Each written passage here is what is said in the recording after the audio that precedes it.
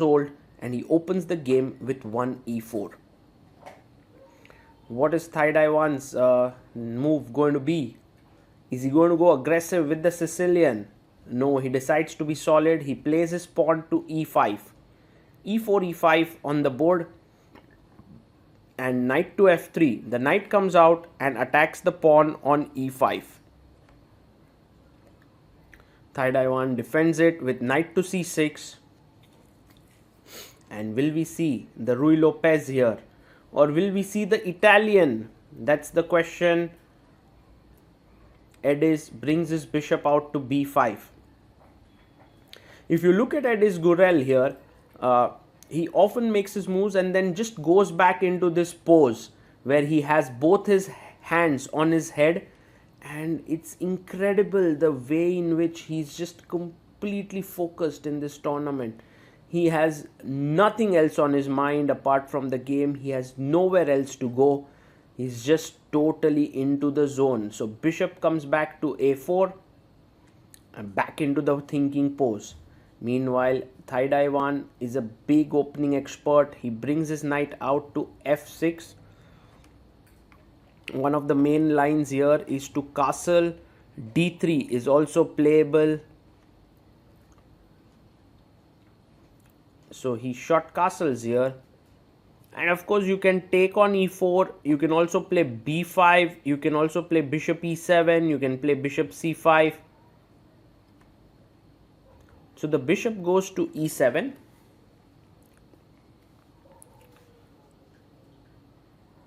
And now you, are threatening to take this pawn on e4. So Ediz actually captures. This is the delayed exchange variation. And he takes back with the pawn. Now the point is, if you take on e5, I can take on e4. The bishop on e7 shields the king from the rook coming there. So he plays his pawn to d3. We have like an anti-Berlin here, but just with the fact that black has an extra move on a6 that black got. Does that make any difference? Not so sure. But bishop comes out to e3. And now Thaidawan simply castles here. And white's going to now just develop the knight. Knight comes out to c3. So very simple developing moves played here by white. And black has the bishop pair, but a slight congestion in the position. One of the normal ways to play here is rook e8 with the idea of f6. Knight goes to f8 to e6. You put your pawn to c5. These are all standard plans in the position. Ediz goes a4 and he wants to clamp down on the queen side with the move a5. So maybe a5 makes a lot of sense. He plays b6, also makes a lot of sense. If you push a5 here, then he wants to go b5. That's the plan. a5 is met with b5. So Ediz instead goes knight to e2. And he's planning to put his knight on g3, eventually to the f5 square. He can also push the pawn in the center with d4. Nguyen goes b5. Now here Ediz can take the pawn, but then after cb you undouble the pawns. The black pawn is coming to c5, so doesn't look great.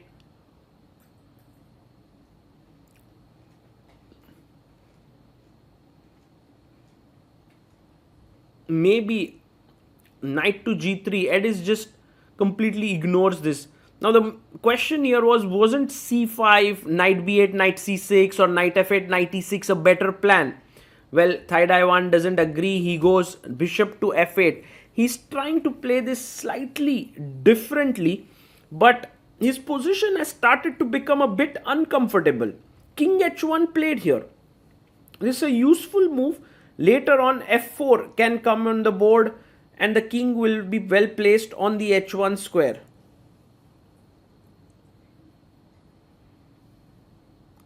Now Nguyen plays his knight to b6. He wants to attack the pawn on a4. And I think one of the ideas is to simply push it down to a5. Yes, Oh, he goes b3. He doesn't want to push forward. He just bolsters his pawn here on a4. And now the bishop comes out to d7.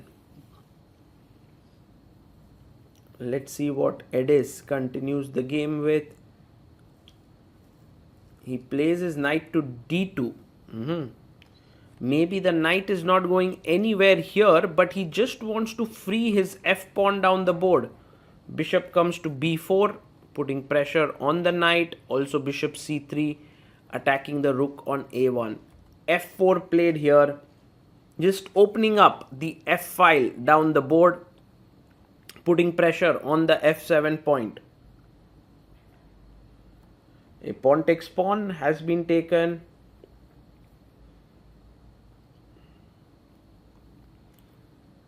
And now Ed is thinking whether he should take with the bishop or the rook. He takes bishop f4.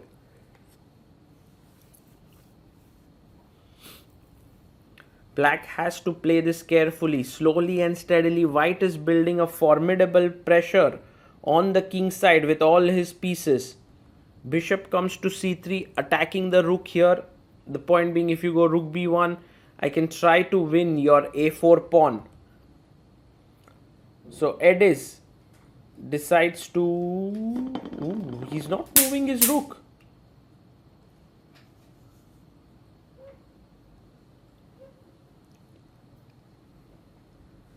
He thinks here and pushes his pawn to a5. Wow, what a move. And now the point is, if you take here, I take with the queen, knight is hanging, and if you save the knight to c8, I have bishop h6, an incredible move with the knight jumping here. So that's the reason why after a5 he moves his knight to c8 and Ediz calmly plays his rook to a2. Bishop comes to e6.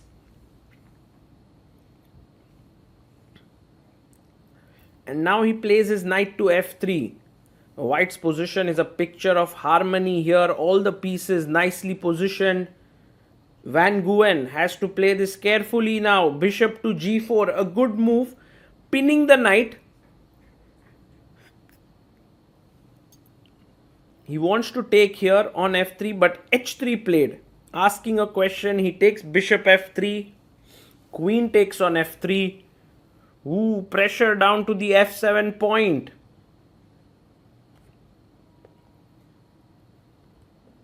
Queen to d7. And now if knight to f5, maybe just entering in could be a good idea. But instead he finds another beautiful move. Knight e2. Attacking the bishop here. If the bishop goes back to f6, we have d4 followed by e5. He comes back bishop to b4. But that's not going to stop this central expansion here with d4 and e5. Ediz comes back.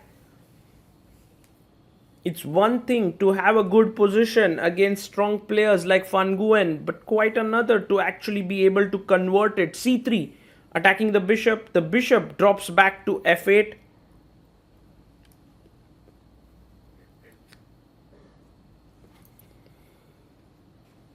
Now Ediz plays his bishop back to g3, opening up the queen and the rook towards the f7 point.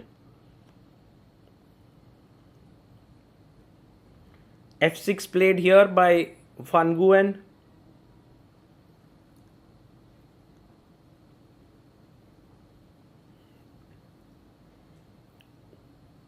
And the knight jumps to f4. It is definitely looking at the h5 square, putting pressure on g7, f6. Bishop goes to d6. The knight jumps to h5, pressurizing these two pawns. And now, very important to keep the status quo. Play queen e6, queen f7, but instead he takes on g3. And that is a huge mistake. That is a huge mistake, very quickly taken back by Ediz. He's threatening now, knight takes f6, check, winning the entire house. So king h8 makes a lot of sense. But now white has a beautiful move. Try to think, what should he do? Very close to victory now, Ediz, if he finds this move. And he does. e5 is the move. And the very important point is that after fe5, you have rook f2 trying to get in. And if knight d6, I still get in. If you take with the knight, it's a mate here. And that's the point because of which you can't take the pawn on e5. So queen f7. And now Ediz takes here. You can't win the knight because of queen g7. And the position has gone downhill so quickly. g6 played, trying to keep the king side close. But now knight g7, attacking the rook on e8. Rook goes to f8.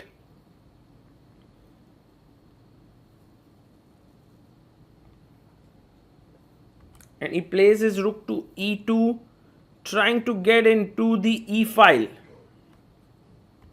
Knight jumps into d6. I guess the point being, if you play rook e7, I can take and attack here. And black is the one who's now better, because after king moves, you have king takes g7.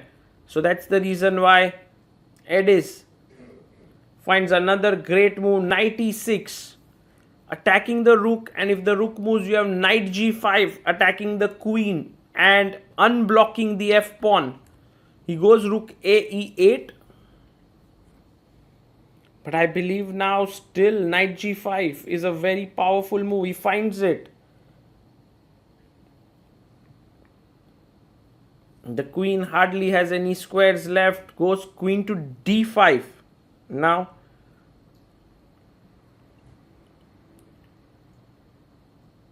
he plays pawn to c4. He keeps hassling the queen. The queen doesn't have too many squares. Yeah, where does it go? He takes the pawn.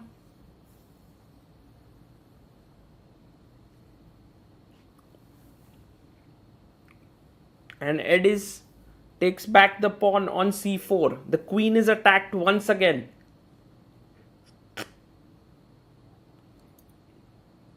Nguyen takes the pawn on a5. And now it seems like the game is going to end. You know, you have rook takes rook. You have f7 somewhere. He takes first the rook. And takes back with the knight so that this pawn is not rushing away down the board. But knight takes e8. And pawn to c5. What a nice move. If you take here, I have knight e6 with a fork. So that's the reason why he plays queen a2, eyeing this diagonal, trying to protect himself.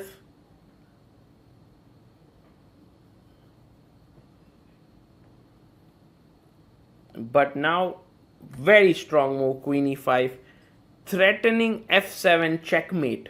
Nothing less, nothing more there. f7 is a huge threat and there's just no way to prevent it. And you can see Nguyen is completely distraught there. He doesn't know what to do here. Well, it's resignable position and he